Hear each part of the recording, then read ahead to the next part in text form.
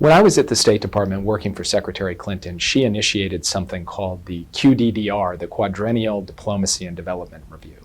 And the idea was to take from the Pentagon, the Pentagon's QDR, the Quadrennial Defense Review, a methodology and a habit of every 4 years really looking at the capabilities and the personnel and the assets that state had, and then looking at the world and saying, do these match up?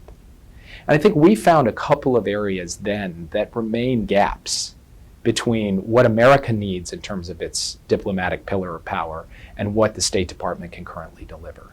One of them has to do with technology. As the world's information space changes dramatically, I think the State Department could do a better job of both responding to and leveraging the tools of information that digital diplomacy and things along those lines than it has historically done. So that's one thing.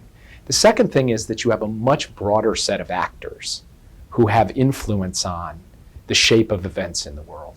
And this is non-state actors ranging from the most malign, like the Al-Qaedas and ISIS's, to ones that are very impactful that we don't traditionally think of as non-state actors, but are, like major corporations, the Googles and Apples and Exxons of the world.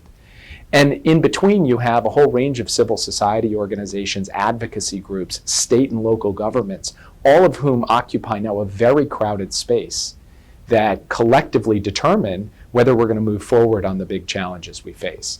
And I think the State Department needs to get better organized to deal not so much with traditional state-to-state diplomacy, but with this more complex mix of actors, all of whom have some capacity to influence outcomes.